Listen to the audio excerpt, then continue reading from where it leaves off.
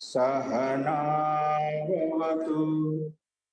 सहनौ भुनक्तु सह वीर्यं करवावहै तेजस्विनावधीतमस्तु मा विद्विषावहै। ओम शांति शांति शांति।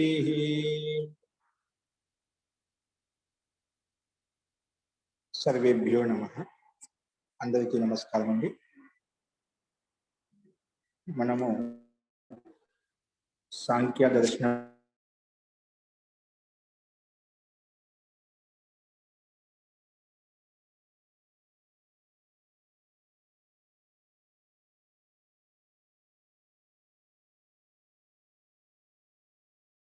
ఒక సంస్కారం ఒక క్రియను ఉత్పన్నం చేస్తుంది. ఆ క్రియను ఉత్పన్నం చేసేటప్పుడు ఆ క్రియ సంపన్నమైనంత వరకు అవాంతర క్రియలు ఏవైతే ఉన్నాయో, చిన్న చిన్న క్రియలు ఏవైతే ఉన్నాయో అవన్నీ కూడా ఆ క్రియ ఒక సంస్కారం కింద వస్తాయి.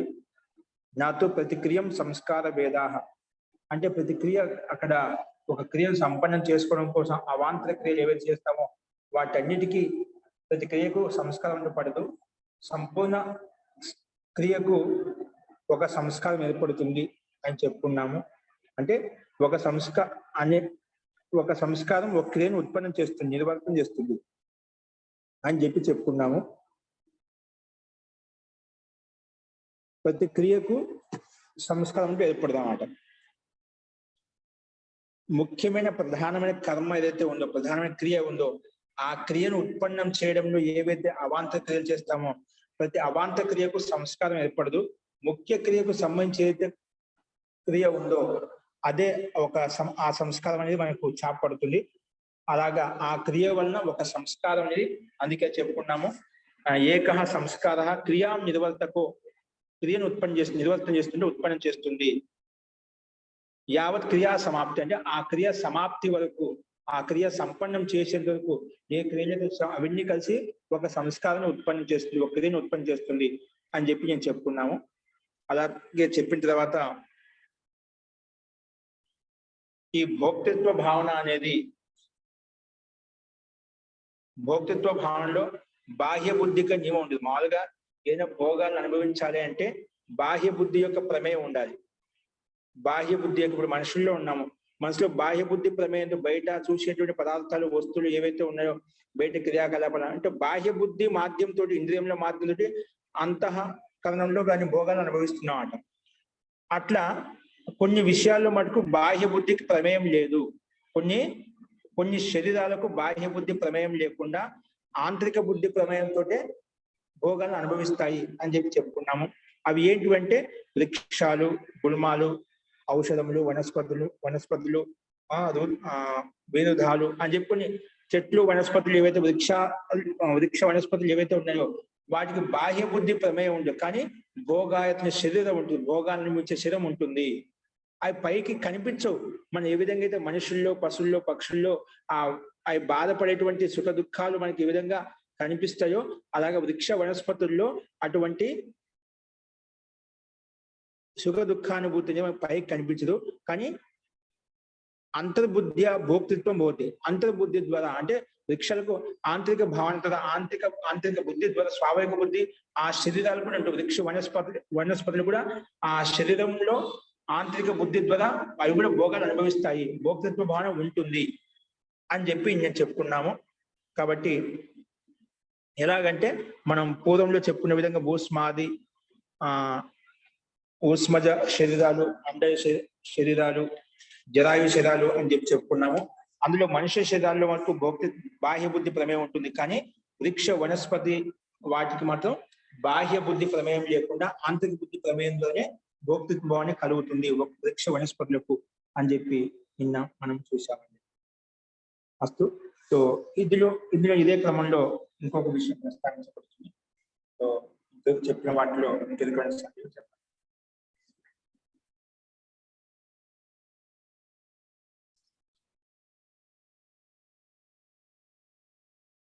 చూడండి అయితే ప్రకృత వంశధామ ఈరోజు 123 సూత్రము కనిపిస్తుంది కదా స్లైడ్ మీద. సరే, ఇక్కడ వృక్ష వనస్పతులకు భోక్తృ అంటే భోగాయతనం శరీరం ఉందని చెప్పుకున్నాం. భోక్తృ భోగాయతనం శరీరం ఉందని చెప్పుకున్నాం అంటే ఆంతరిక బుద్ధి ద్వారా వాటిని అనుభవిస్తున్నాయని చెప్తాం. ముందు స్లైడ్ పెట్టండి. 123వ సూత్రము స్మృతేశ్చ అనే సూత్రాన్ని తీసుకొచ్చేయండి. సో ఇక్కడ మళ్ళీ స్మృతేశ్చ అనే సూత్రానికి భూమికగా ఏం చెప్పబడుతుందంటే,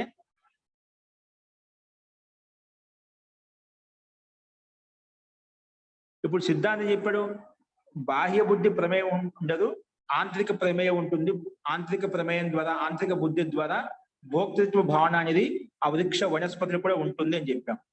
కానీ అది ఎలా సాధ్యమవుతుంది, అది ఏ రకంగా ఉంటుంది మన పూర్వపక్ష అడుగుతున్నారు. చూడండి, తద్ ఏతద్ వృక్షాదీనాం భోక్తృ భోగాయతనత్వం.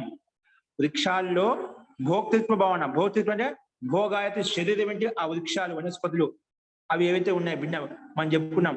వృక్ష గుల్మ ఔషధ వనస్పతి ఇవన్నీ రకరకాలుగా వృక్షాలు ప్రభేదాలు ప్రకారం అన్నమాట. ఇట్లా వృక్షాదీన వృక్షాల్లో భోక్తృ భోగాయతనత్వం అంటే వాటి భోగాలు అనుసరించి శరీరం ఏదైతే వృక్షాల శరీరం ఏదైతే ఇచ్చాడు పరమాత్మ, అంతః సంజత్వం చ అంత సంజ అంటున్నావుదా అది ఎలా సిద్ధిస్తుంది? ఆంతరిక బుద్ధి ద్వారా భోగాయత్నం భోక్తృత్వ భావన ఉంటుంది అంటున్నావుదా అది ఎలా సిద్ధిస్తుంది అంటే దానికి సమాధానం ఏం చెప్పే సిద్ధాంతి స్మృతేశ్చ. స్మృతి ద్వారా మనకు ఏ విధంగా ఒక క్రియ ఒక కర్మ చేసిన తర్వాత ఆ స్మృతి మనకు మస్తిష్కంలో ఏ విధంగా స్థిరంగా ఉంటుందో అలాగే ఆ వృక్ష వనస్పతుల శరీరాలకు కూడా ఆ స్మృతి ఉంటుందంట. ఆ స్మృతి ద్వారా మనకు కలుగుతుంది. వృక్షాలే కదా వాటికి ఏం అలాంటి స్మృతి ఎలా ఉంది మనకు కనిపించకపోవచ్చు, కానీ అది కూడా ఒక శరీరమే కాబట్టి, అది కూడా ఒక జీవే కాబట్టి అందులో కూడా స్మృతినే ఉంటుంది. ఆంతరిక ప్రమేయంగా అనుభూతి చెందుతుంటుంది. ఇప్పుడు చాలా విషయాల్లో మనం చూసిన విషయాలు అనుభూతిని పొందుతూ ఉంటాము. అది మనకు తెలుస్తుంది కానీ ఇతరులకు తెలియదు కదా. ఇప్పుడు స్థూలంగా ఉండేటువంటి మనమే బాహ్య బుద్ధి ప్రమేయంతో పనిచేసేటువంటి మనం ఒక్కొక్కరు ఏమేమి ఆలోచిస్తున్నారో మనకే తెలియదు.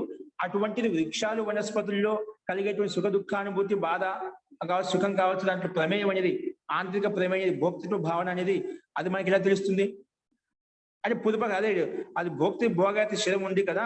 అంత సంజ అంటే ఆంతరిక బుద్ధి ద్వారా ఎలా అది సిద్ధిస్తుంది అంటే స్మృతి ద్వారా మనకి ఏ విధంగా స్మృతి ఉంటుందో ఆ జీవాత్మకు ఆ శరీరం మాత్రం స్మృతి కలుగుతుందండి. కొన్ని చెట్లు మనకు అది సూక్ష్మంగా వైజ్ఞానికులు చెప్తూ ఉంటారు. చెట్లలో కూడా ఏదైనా చెట్టు దాన్ని వంచి పాడేసినప్పుడు విరిచి పాడేసినప్పుడు దాంట్లో కొన్ని సంవేదనం పొందుతాయండి. వాళ్ళు వైజ్ఞానికులు రకమైన ప్రయోగం చేసి చూపించారు. అవి కూడా వాటికి దుఃఖానుభూతి అవి ఎక్కువ వాడు పట్టుకోవడమో నీరసత్వం చూపించడమో చెట్లలో చాలా ఇదిగా ఉంటుంది. కొన్ని చెట్లు అలాగ చూస్తున్నాం, చేయి తాకగానే కొన్ని ముడుచుకొని పోతుంటాయండి. అది మీరే చూసింటారు. కొన్ని చెట్లు అలా ఉంటాయి, మన చేయి తగలగానే వెంటనే ఆకులన్నీ ముడుచుకుంటాయి అన్నమాట. అంటే స్పందన కలుగుతుంది అక్కడ. అంటే ఒక్కొక్క చెట్లు ఒక్కొక్క ప్రమేయం ఉంటుంది, ఒక్కొక్క స్పందన ఉంటుంది అన్నమాట. కాబట్టి మొత్తానికి అక్కడ ఆ స్మృతి ద్వారా అనుభూతి ద్వారా అవి కూడా భోక్తృత్వ భావన పొందుతూ ఉంటాయి. అందుకే స్మృతేశ్చ అని చెప్పి అక్కడ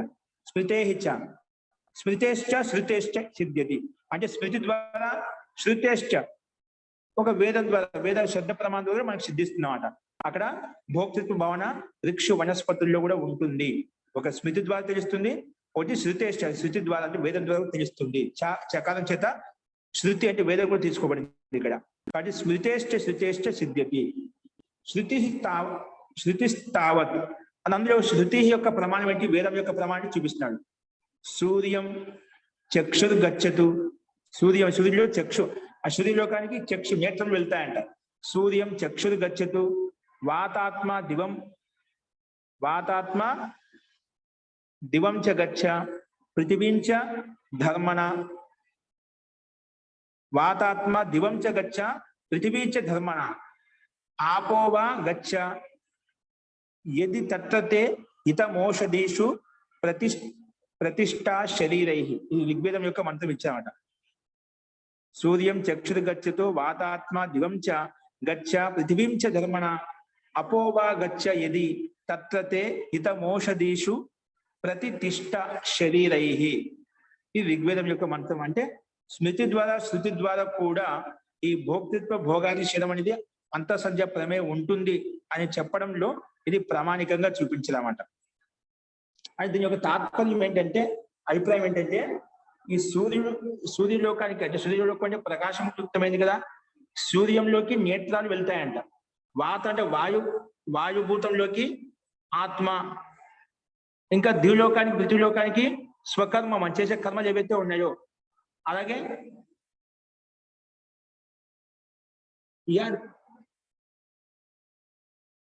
జల మహాభూతంలో మనం చేసిన కర్మలకు అక్కడ చేసిన కర్మలకు ఫలం అనేది అక్కడ సిద్ధిస్తున్నామంట. అంటే ఇక్కడ వృక్షాలను చూపిస్తున్నామంట. ఈ వృక్ష వనస్పతులు అనేటివి ఈ మనకు ఏ విధంగా పాంచభౌతిక శరీరం ఏ విధంగా పంచభూతాల ప్రమేయం లేకుండా నడుస్తుందో, అంటే ఏ మహాభూతం లేకపోయినా ఈ శరీరం యొక్క నడవడిక కష్టం అవుతుంది. అలాగే వృక్ష వనస్పతులు కూడా ఇవి మనకు కనిపించే సూర్య యొక్క ప్రభావం వల్ల, సూర్య యొక్క ప్రకాశస్థితి వలన ఈ చెట్లు, చేమలు, వనస్పతులు ఏవైతే ఉన్నాయో అవి ప్రకాశవంతం అవుతున్నాయన్నమాట. అవి వాయువు ద్వారా కూడా స్థిరపడుతున్నాయి, పృథివీ ద్వారా, ఇంకా ఆకాశంలో ఉండే ద్వారా, అవి వాటి కర్మ ప్రమేయం ద్వారా కూడా అవి మనకు, ఇంకా జల మహాభూత నీటి ద్వారా ఆ చెట్లలో భిన్న భిన్న మార్పులు కనిపిస్తుంటాయి. అంటే కొన్ని ఆకుపచ్చ రంగులో, ఇంకా మన పంచభూతాల యొక్క వాడుకని బట్టి దాంట్లో మనకు రకరకాల భిన్నత్వం కనిపిస్తూ ఉంటున్నాడు. అంటే పంచభూతాల యొక్క ప్రమేయం అనేది ఆ చెట్ల మీద కూడా ప్రభావం పడుతుంది. కాబట్టి ఏ విధంగా మన శరీరంలో చూస్తున్న పంచభూత శరీరం మీద ఏ విధంగా పంచభూతాల యొక్క ప్రమేయం ఉంటుందో, అలాగే ఇక్కడ కూడా అదే ప్రమేయం ఉంటుంది, స్థిరంగా ఉంటాయి. కాబట్టి ఔషధాల్లో కూడా ఆ ప్రతిష్ఠ అనేది శరీరంలో ఎలా జరుగుతుందో అలాగే ఉంటుంది అని చెప్పి ఇక్కడ చెప్పబడింది అన్నమాట. అలాగే యోనిం మన్యే ప్రపద్యంతే శరీరత్వాయ దేహిన. యోనిం అన్యే ప్రపద్యంతే, యోనిం అన్యే ప్రపద్యంతే శరీరత్వాయ దేహిన. స్థానం అన్యే అనుసంయంతి యథా కర్మ యథాశ్రుతం. ఇది కఠోపనిషత్తు ఉదాహరణ మరి ఇక్కడ చూపించాడు. యోనిం అన్యే ప్రపద్యంతే శరీరత్వాయ దేహినః స్థానం అన్యే అనుసంయంతి యథా కర్మ యథాశ్రుతం. ఇది కఠోపనిషత్తులో ఇవ్వబడింది. అంటే ఇక్కడ అన్య జీవులు ఏవైతే ఉన్నాయో, మనుషులు కావచ్చు, పక్షులు కావచ్చు, ఇవి యోనులు ఏవైతే ఉన్నాయో, అంటే ఈ జీవులు మనుష్యాది పొందుతాయన్నమాట. అంటే ఈ శరీరాల్లోకి ఏమని చెప్తుంటే, కొన్ని శరీరాలు మనుష్యాది శరీరాన్ని పొందుతాయి, కొన్ని వృక్ష వనస్పతి ఆది శరీరాన్ని పొందుతాయి. కొన్ని యోనులు ఎలా ఉంటాయి, అన్య ప్రపద్యంతే శరీరత్వాయ దేహ, అంటే శరీరంతో యుక్తమై దేహాన్ని పొందుతాయి. కొన్ని స్థానం అన్య అనుసంయంతి. స్థానం అంటే స్థావర జంగమాలు ఏవైతే ఉన్నాయంటే వృక్ష వనస్పతులే ఆ శరీరాన్ని పొందుతాయి. యథాకర్మ యథాశ్రుతం. అవి చేసిన కర్మలను బట్టి, మనం చేసిన పాపపుణ్య కర్మలను బట్టి ఎవరికి ఏ శరీరాన్ని ఇవ్వాలని భగవంతుడు నిర్ధారిస్తామన్నమాట. కాబట్టి మనం చేసిన కర్మలను బట్టి మనకు ఊష్మజు, అండజు, జరాయుజు అని చెప్పి మనం ఏవైతే శరీరాలు స్వాభావిక, సాంకల్పిక ఈ రకంగా భిన్న శరీరాలు ఉత్పన్నమవుతాయని చెప్పామో, అది యథాకర్మ యథాశ్రుతం. ఏ విధంగా కర్మలు ఉంటే ఆ కర్మానుసరంగా ఆ శరీరం పరమాత్మ అందజేస్తాడు అని ఇక్కడ కఠోపనిషత్తులో చెప్పబడింది. అలాగే అస్య మహతో వృక్షస్య యో మూలే యదేకాం శాఖాం జీవో జహాతి అథ సా శుష్యతి, సర్వం జహాతి సర్వం శుష్యతి, జీవాపేతం కిల ఇదం మ్రియతే నా జీవో మ్రియతే. ఇక్కడ చూడండి, ఏదైనా ఒక చెట్టు యొక్క శాఖ ఒకటి అది విరిగిపోతున్నా, అది నశించి, అంటే అది పూర్తిగా ఎండిపోతుంది. అదే పూర్తిగా శాఖ తెగిపోయినా కూడా అది పూర్తిగా ఎండిపోతుంది. అది చెట్టే పూర్తిగా శాఖ తెగిపోయిన, చెట్టే తెగిపోయిన మొత్తం ఎండిపోతున్నమాట. కానీ ఇక్కడ జీవాత్మ, అది పైన ఉండే స్థూల శరీరం నష్టమవుతుంది, జీవ శరీరం ఎండిపోతుంది, కానీ దాంట్లో ఉండే జీవాత్మ మటుకు అలాగే ఉంటుంది. అందుకే ఇక్కడ చెప్పాడు ఏంటంటే, అస్య మహతో వృక్షస్య, మహాన్ వృక్షం యొక్క, అస్య మహతో వృక్షస్య యో మూలే, అంటే మూలం అనేది వృక్షం అంటే జడం ఉంటుంది, వేర్లు ఉంటాయి కదా, అస్య మహతో వృక్షస్య యో మూలే యదేకాం శాఖం, ఆ మూల వృక్షం నుండి ఏదైనా ఒక శాఖం జహాద్ వదిలేస్తుందో అప్పుడు అంటే ఆ జీవాత్మ ఆ శాఖ వదిలేసినప్పుడు ఏమవుతుంది, ఆ శాఖ వెండిపోతుంది, ఆ కొమ్మ వెండిపోతుంది. ఇది మొత్తం వదిలేస్తే సర్వం ఆ జీవాత్మ ఆ చెట్లు మొత్తం వదిలేసినప్పుడు సర్వం జహాతి సర్వం సృష్టి, ఆ చెట్టే మొత్తం ఎండిపోతున్నాడ. మొత్తం శరీరాన్ని వదిలేసినప్పుడు జీవాత్మ ఆ చెట్టే ఎండిపోతుంది. జీవాపేతం కిలం ఇదా మ్రియతే నా జీవో మ్రియతే. ఇదే విధంగా మనుషుల్లో కూడా ఇదే విధంగా తీసుకుపోయినాడ. అంటే జీవిసే అంటే జీవాత్మ ఎక్కడైతే ఉందో అది చనిపోతుంటుంది, జీవాత్మ యుక్తమైన చోట అది జీవంతంగా ఉంటుంది. చెట్లలో ఎక్కడైతే జీవం ప్రాణం ఉంటుందో, కొంచెం ఆ వేడితో సంబంధం ఉంటుందో అక్కడ ఆ చెట్టు బతికే ఉంటుంది, అంటే ఆకుపచ్చలో ఉంటుందంట. ఎక్కడైతే అక్కడ సంబంధం తెగిపోయి ఉంటుందో, విరిగిపోయి ఉంటుందో, సంబంధం కట్టే అవుతుందో అక్కడ అది హీనమవుతుంది, నష్టించిపోతుంది, అంటే అది చనిపోతుంది, ఆ చెట్టు ఎండిపోతుంది. అలాగే మనుషుల్లో కూడా జీవాత్మ ఉన్నంతసేపు శరీరం యొక్క ప్రక్రియ గతి నడుస్తూ ఉంటుంది, ఇంద్రియాలు కూడా పనిచేస్తూ ఉంటాయి, ఇంద్రియ శక్తి పనిచేస్తుంది. జీవాత్మ శరీరం వదిలేస్తుందో అన్ని ఇక్కడ ఉన్నప్పటికీ కూడా అవి ప్రమిట్ చేయవు అని చెప్పి ఇక్కడ ఇది కూడా చాందోగ్యోపనిషత్తు యొక్క సిద్ధాంతం ఇక్కడ ప్రమాణికంగా చూపించారు. ఇక్కడ ఇంతవరకు వేదం యొక్క శృతి యొక్క ప్రమాణం చూపించాలంటే జీవాత్మ పశు పక్షులకు కూడా వృక్ష వనస్పతులకు కూడా అంతః సంధ్య అంతః ప్రమేయం అంటే అంతః బుద్ధి ప్రమేయం ద్వారా భోక్తృత్వ భావన ఉంటుందని చెప్పి ఈ 3 ప్రమాణాలు చూపించారు. అలాగే ఇప్పుడు స్మృతి అంటే మనుస్మృతి ఆది గ్రంథులు, అంటే స్మృతి అంటే వేదాన్ని విని అర్థం చేసుకునే గ్రంథాలు తయారు చేసి స్మృతి గ్రంథులు అంటాం.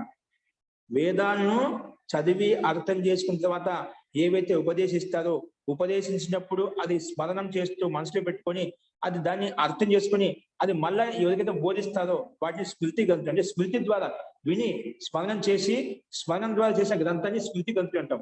అది కూడా ప్రామాణికమే, ఎందుకంటే వేదానుకూలంగా ఉంటుంది కాబట్టి. దాని యొక్క ప్రమాణం కూడా ఇక్కడ చూపిస్తారు. ఏంటి? శరీరజై కర్మ దోషరి యాతి స్థావరతాం నరహ, అంటే శరీరంతో చేసిన కర్మ దోషాలు ఏవైతే ఉన్నాయో ఆ కర్మను బట్టి మనుషులు స్థావర జంగమాలను యొక్క శరీరం ఉత్పన్నమవుతుంది. అంటే మనం శరీరంతో చేసిన పాప పుణ్య కర్మలు ఏవైతే, అంటే ఇప్పుడు మనం మనసుతో చేయొచ్చు, అంటే పంచ జ్ఞానేంద్రియాలు ఉన్నాయి, పంచ జ్ఞానేంద్రియాల గురించి ఒక్కొక్కరు ఒక్కొక్క ఇంద్రియంతో ఎక్కువ పాపకర్మలు చేయొచ్చు. ఒక నేత్రాలతో చేయొచ్చు, ఒకరు శ్రవణేంద్రియంతో చేయొచ్చు, జిహ్వాతో చేయొచ్చు. పాపకర్మలు ఎన్నో రకాలు ఉంటాయన్నమాట. అంటే వ్యక్తిని నష్టపరచడం కోసము, హాని కలిగించడం పంచ కర్మేంద్రియాలు పంచ జ్ఞానేంద్రియాల నుంచి ఏదో కర్మ ద్వారా మనం చేయొచ్చు అన్నమాట. కొంత స్థూల శరీరం ద్వారా ఎక్కువ పాపకర్మలు చేస్తారు. ఎవరైతే స్థూల శరీరంతో ఎక్కువ పాపకర్మలు చేస్తారో వారికి భగవంతుడు ఈ వృక్ష వనస్పతి స్థావర జంగమాల రూపం యొక్క శరీరాన్ని ధరింపజేస్తాడు అన్నమాట. అంటే ఎక్కువ దీర్ఘకాలం వరకు నువ్వు శరీరం యొక్క పాపాలు ఎక్కువ చేసావు కాబట్టి నువ్వు ఒక శరీరాన్ని మొత్తం సంపూర్ణ శరీరమే ఒక స్థావర రూపంలో, అంటే చెట్ల చేమ రూపంలో వనస్పతి రూపంలో నిలబెట్టేస్తావన్నమాట. ఇంకా దీర్ఘకాలం వరకు నువ్వు పరోపకారం చేస్తూ ఉన్నావు. ఎంతైతే హాని కలిగించావో ఆ కర్మ పూర్తిగా తొలగిపోయేంత వరకు ఆ వృక్ష రూపంలో పరోపకారమే చేస్తూ ఉండాలి. కాబట్టి ఇక్కడ అదే విషయం ప్రస్తావించదు.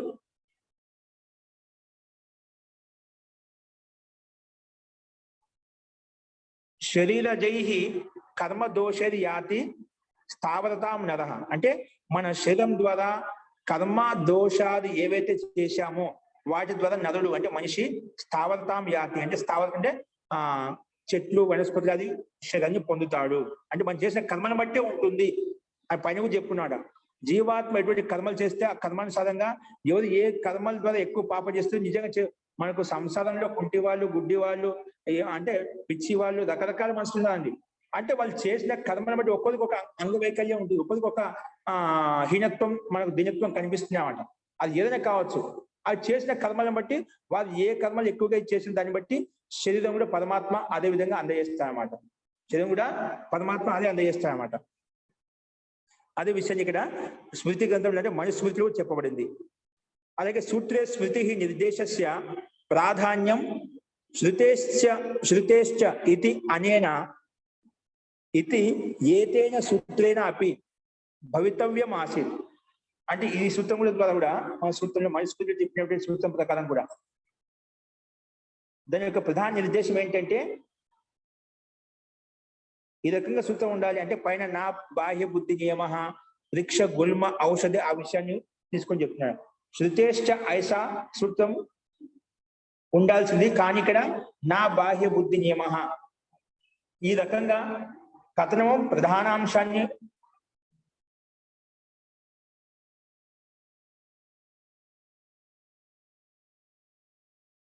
ఇక్కడ ఏ సూత్రం చెప్పబడిందో ఇది ఏ దాన్ని ఆధారం చెప్పబడింది అంటే ఈ స్మృతి గ్రంథాన్ని ఆధారం చేసుకొని చెప్పబడింది అనమాట. అంటే నా బాహ్య బుద్ధి నియమ అంటే బాహ్య బుద్ధి ద్వారానే ఆ భోక్తృత్వ భావన ఉంటుంది అని నియమం లేదు, అంటే ఆంతరిక బుద్ధి ద్వారా కలుగుతుంది అని చెప్పి అది స్మృతిని ఆధారం చేసుకొని చెప్పబడింది.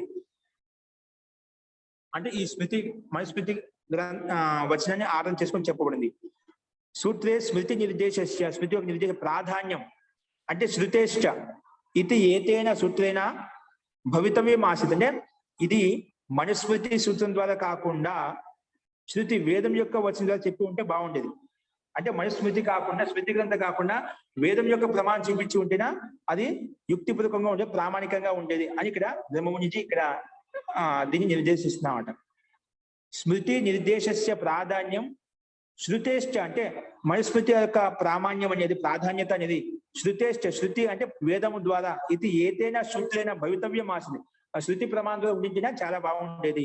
పరంతు నా బాహ్య బుద్ధి నియమ ఇది కథనస్య ప్రాధాన్యాత్, కానీ నా ఈ బాహ్య బుద్ధి ప్రమేయం ఒకటి నియమం కాదు.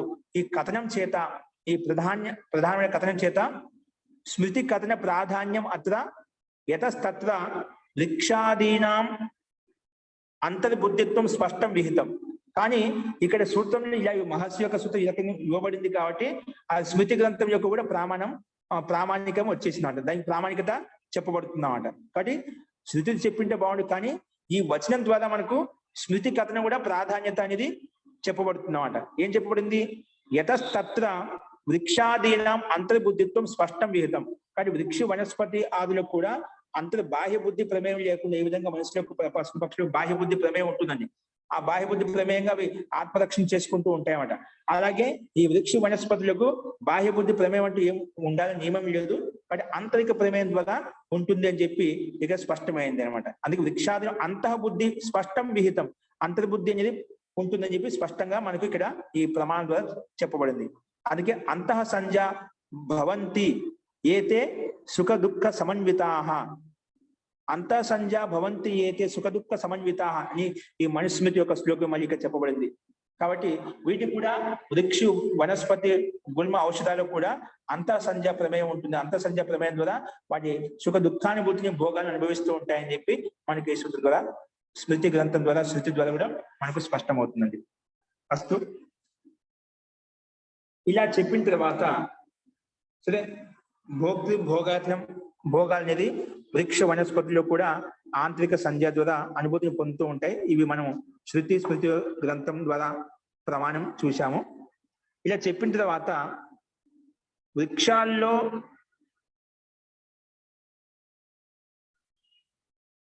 వృక్షాది జీవులు ఏవైతే జీవులు ఉన్నాయో వాటి ఆ స్థూల శరీరం మనకి వృక్షాది అనిపిస్తున్నామట. వృక్షాది శరీరాల్లో జీవాత్మ ఉంది, వాటికి అంతఃసంధ్య ఉంది చెప్పుకున్నాం. కానీ వాటికి కర్మ అనేది ఏ రకంగా ఉంటుంది?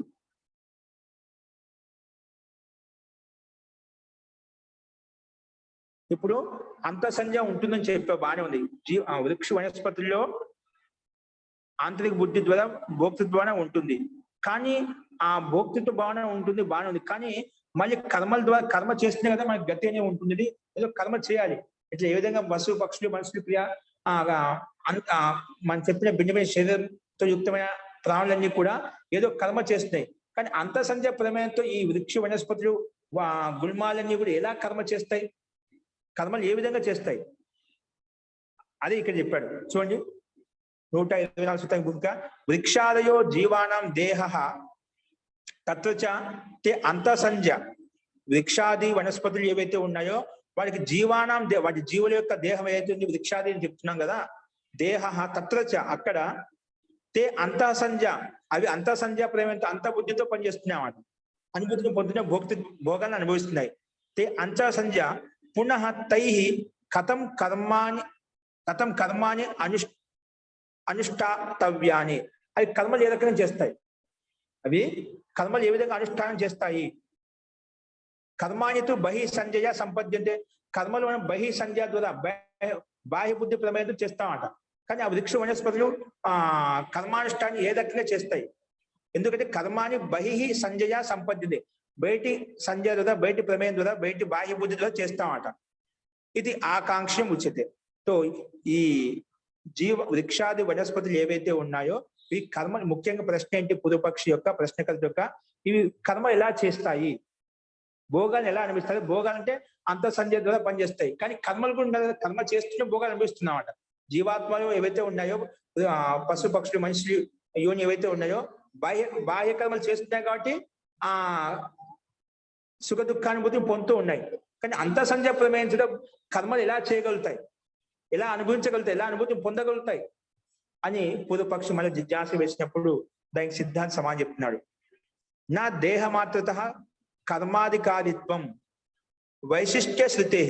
కేవలం దేహం ఉంటేనే కర్మలు చేయొచ్చు, దేహం లేకపోతే కర్మలు చేయలేము అని చెప్పి నియమం కాదు. నా దేహంతోనే కర్మలు చేస్తా అని లేదు, రూలేం లేదు. కర్మాధికారిత్వం వైశిష్ట్య శృతేది.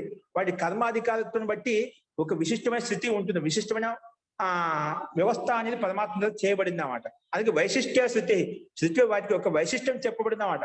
దేహం ఉంటేనే కర్మలు చేస్తామని కాదు, దేహం లేకపోయినప్పుడు కర్మాధికారిత్వం అనేది వైశిష్ట్యత వలన స్థితిలో ఏ విధంగా చెప్పబడిందో, వేదన చెప్పబడిందో ఆ ఒక వ్యవస్థ ప్రకారంగా పరమాత్మ వ్యవస్థానుసారంగా ఆ కర్మలు చేస్తుంది. కాబట్టి నా దేహమాత్రత, దేహంతోనే కర్మలు చేస్తున్న రూల్యం లేదు అని చెప్పి సిద్ధాంతం చెప్పాడు.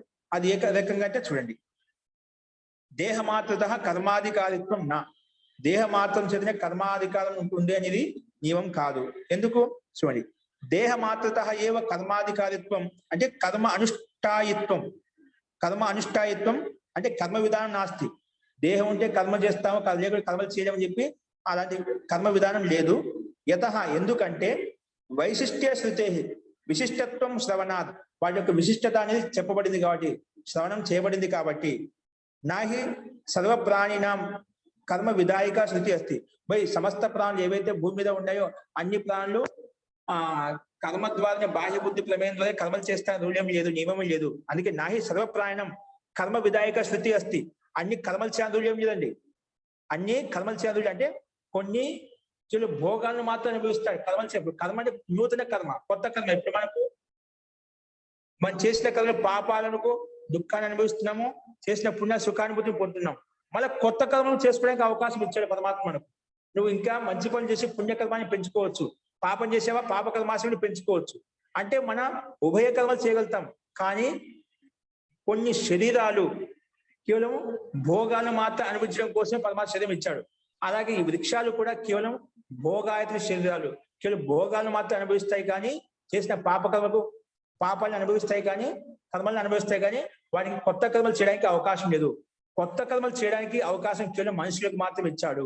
అంటే ఇంకా ఒక అవకాశం ఇచ్చాడు, మంచి కర్మ చేసి పుణ్యాన్ని పెంచుకొని నువ్వు ముక్తిని పొందవచ్చు, లేదా పాపం చేసావు ఇంకా అధోగతిని పొందవచ్చు. వృక్ష వనస్పతి క్రిమికీటకాలు కూడా వెళ్ళిపోవచ్చు అన్నమాట. కేవలం మనుషులకు మాత్రం అంటే ఉభయ కర్మలు చేయడానికి అవకాశం వచ్చాయన్నమాట. కానీ మిగిలిన శరీరాలు ఏవైతే వృక్ష వనస్పతులు అయితే అవకాశం లేదు. పశు పక్షులు కూడా స్వయంగా కర్మలు చేయడానికి అవకాశం లేదండి. అవి కూడా భోగాలను మాత్రం అనుభవిస్తున్నాయి. చెట్లు చేమలు కావచ్చు ఇవన్నీ, అలాగే పశు పక్షులు క్రిమి కీటకాలు కావచ్చు, ఇవన్నీ కూడా కేవలము భోగాలను చేసిన కర్మలు భోగాలు అనుభవించడం కోసమే భోగాది శరీరం మాత్రమే ఇవన్నీ కూడా. అది ఇక్కడ చెప్తున్నారు. కాబట్టి అన్ని ప్రాణులకు కర్మ విధానం ఉండాలని రూల్యం లేదు, స్థితి అలా చెప్పలేదు. నాహి కర్మ సర్వ ప్రాణిన, అన్ని ప్రాణులకు కర్మ విధాయక స్థితి అస్తి, కర్మ విధానం ఉందని చెప్పి స్థితి ఎక్కడ చెప్పబడలేదు. కింటు ఏం చెప్పబడింది, కుర్వన్నేవేహ కర్మాణి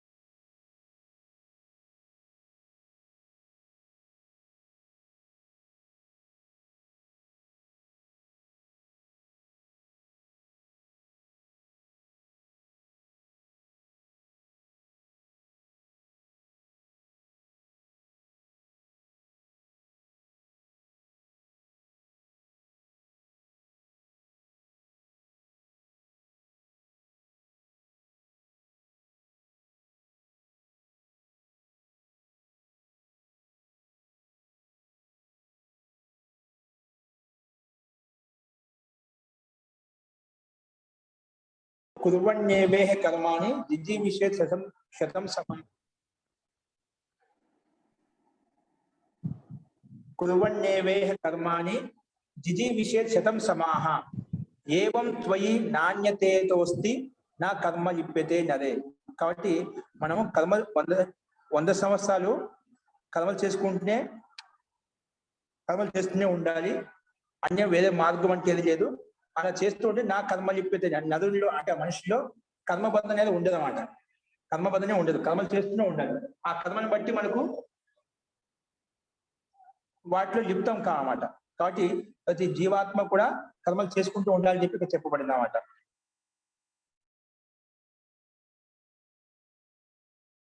చూడండి స్లైడ్ మీద అది మీకు భావం కనిపిస్తుంది.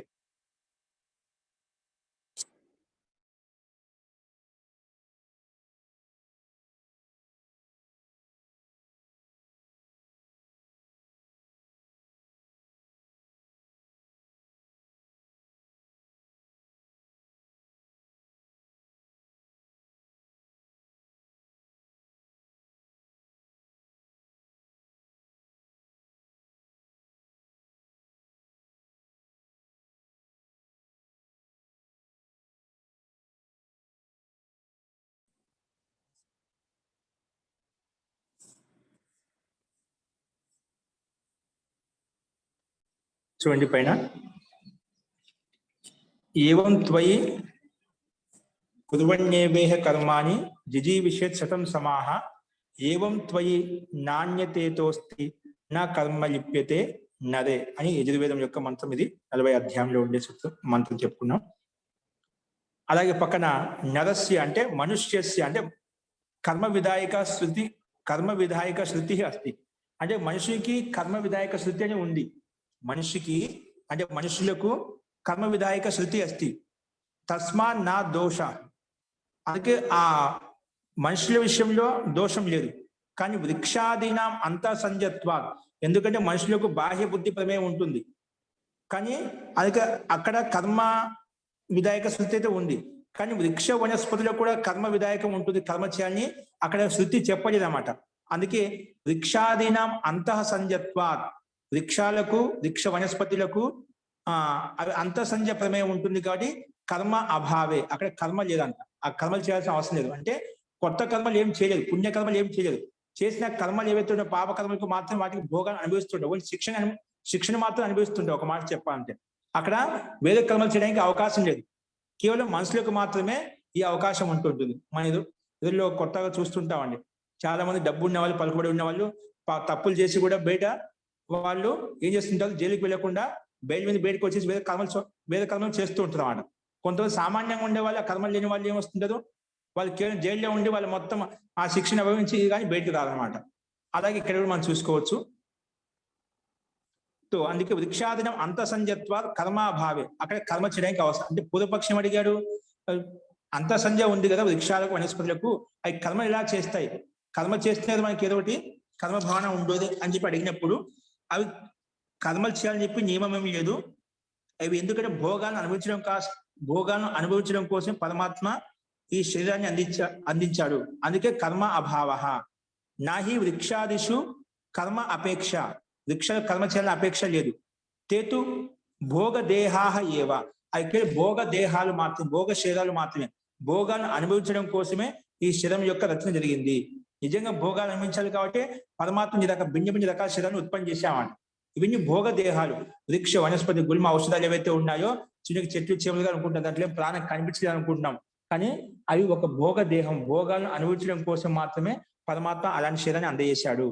కాబట్టి అక్కడ కర్మలు చేయాల్సిన అవసరం లేదు, కర్మ అభావం ఉంటుంది, కర్మాపేక్ష ఉండదు అని చెప్పి సిద్ధాంతి ఇక్కడ చెప్పాడు. అంటే పూర్వపక్షి జీవాత్మ వృక్ష వనస్పతి ఏవైతే ఉన్నాయో వాటికి కర్మలు ఎలా చేస్తాయంటే కర్మలు చేయాల్సిన అవసరం లేదు, అవి భోగ దేహాలు, భోగ శరీరాలు మాత్రమే, అక్కడ కర్మాపేక్ష ఉండదు అని చెప్పి ఇక్కడ. అదే కర్మలు చేస్తున్నాయి, కర్మలు చేయకుండా దాంట్లో ఖాళీగత ఉండదు, కానీ భోగ కర్మలు చేస్తున్నాయి. కేవలం మనుషులు మాత్రమే భోగ కర్మలతో పాటు పుణ్యకర్మలు, పాప కర్మలు చేసుకోవడానికి అవకాశం ఉందన్నమాట. అక్కడ ఎక్కడో కర్మలు చేస్తున్నాం, కానీ పుణ్యకర్మలు చేసుకోవడానికి కూడా ఒక అదనపు అవకాశం ఉంది. భోగదేహంతో పాటు కర్మదేహం కూడా ఉంది, అంటే కొత్త కర్మలు చేయొచ్చు అన్నమాట. పుణ్య పాప కర్మలు చేసుకోవచ్చు, లేదా భోగాలను కూడా అనుభవించవచ్చు. రెండు అవకాశాలు ఉన్నాయి మనకు. అందుకే మనం భోగదేహం కాదు, మనిషి దేహం అనేది కర్మదేహం. అంటే కర్మదేహంతో పాటు భోగాలను అనుభవిస్తూ ఉంటాం అంట. కాబట్టి ఈ వృక్ష వనస్పతులు ఏవైతే ఉన్నాయో వృక్షాలు కర్మాపేక్షతో భోగదేహ ఏవ, అంటే కర్మాపేక్ష లేదు. నహి వృక్షాదిషు కర్మాపేక్ష లేదు. తేతు అవి మాత్రం భోగదేహా ఏవ, భోగదేహాలు మాత్రమే, భోగాలు అనుభవించడం కోసం మాత్రమే వృక్ష వనస్పతి గుల్మ ఔషధాలను పరమాత్మ ఆ రకంగా సృష్టించాడు. కొత్త కర్మలు చేయడానికి అవకాశం లేదని చెప్పి సిద్ధాంతి ప్రస్తావించాడు. అందుకే దీర్ఘకాలం వరకు అవి అలాగే ఉండే ఉంటాయి. దీంట్లో కూడా ఒక్కొక్క చెట్టుకు ఒక్కొక్క ఆయువు ఒక రకంగా ఉంటుందండి. చెట్లలో కూడా ఒక్కొక్క చెట్టుకి ఒక్కొక్క ఆయువు ఒక్కొక్క భిన్నంగా చూస్తుంటాం అన్నమాట. ఇప్పుడు మనకు తినే అన్నాది పదార్థ కాంచి మొదలుకొని ప్రతిదీ కూడా ప్రాణవాయువుతో, అంటే జీవాత్మనే అండి. అది ఒక్కొక్క ఔషధానికి, ఒక్కొక్క గుల్మానికి ఒక్కొక్క ఆయువు భిన్నంగా ఉంటుంది. ఏ విధంగా మనకు పశు పక్షులు మనుషులు ఏ విధంగా భిన్న ఆయువు ఉంటుందో అలాగా అక్కడ వృక్ష వనస్పతులు గుల్మాల్లో కూడా మనం భిన్న ఆయువు చూస్తున్నాము. కానీ ఇవి మొత్తం కూడా భోగదేహాలు, భోగాలను అనుభవించడం కోసమే పరమాత్మ ఆ రకమైన శరీరాన్ని అందజేశాడు. అస్తు. ఎందుకు అలా చేశాడంటే వాటి వ్యవస్థ ఏంటి అంటే ఇక్కడ చెప్తున్నాడు. యతోహి, ఎందుకంటే త్రయాణం వ్యవస్థ. అంటే 3 రకాల వ్యవస్థ ఉంది. త్రయాణం వ్యవస్థ త్రిద అంటే 3 విధాలుగా. ఏంటి త్రయాణం వ్యవస్థ అంటే?